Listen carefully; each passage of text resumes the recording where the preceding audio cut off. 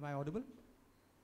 All right. Of all the companies that I interviewed, the most fascinating for this particular question was a Titan.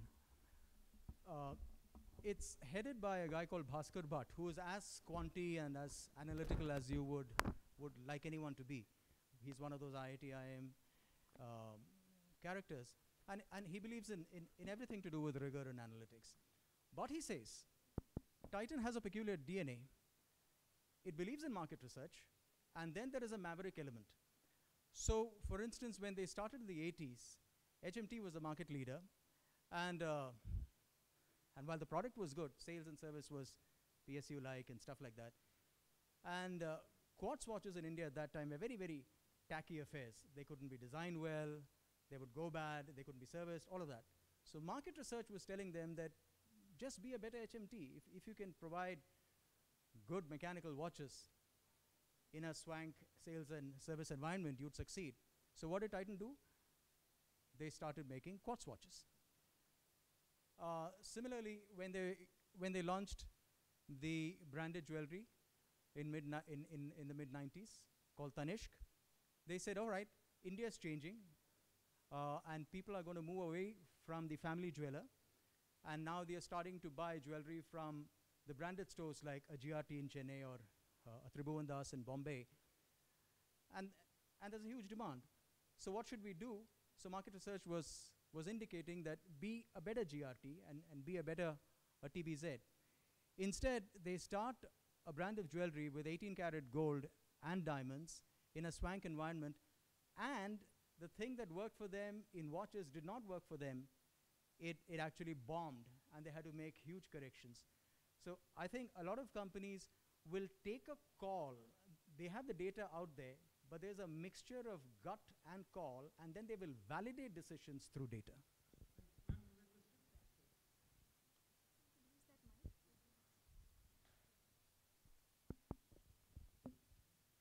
Thank you very much. That was a fascinating panel. My specific question is to Professor Vaitheeswaran, and it's really to do with the act of writing.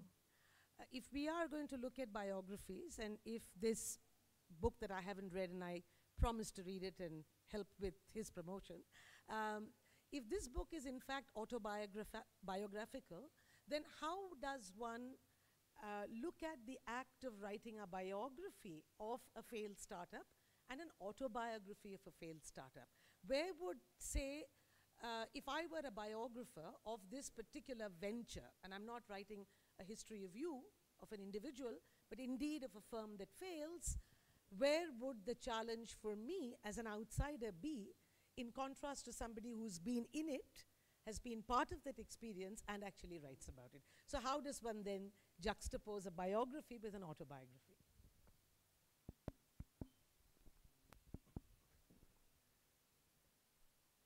I guess you hear me? Hello, can you hear me? Okay. So now it is. I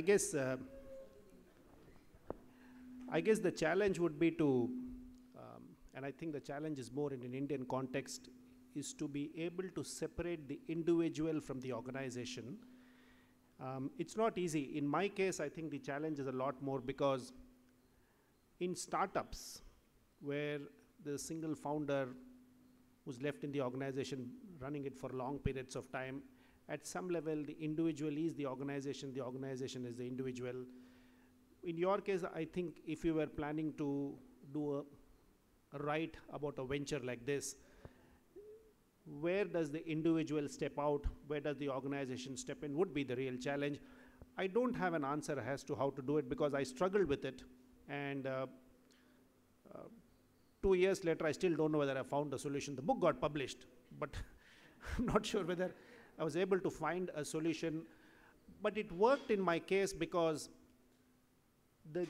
this specific book is not merely about the organization, but of the individual, which is myself, and how closely we were intertwined.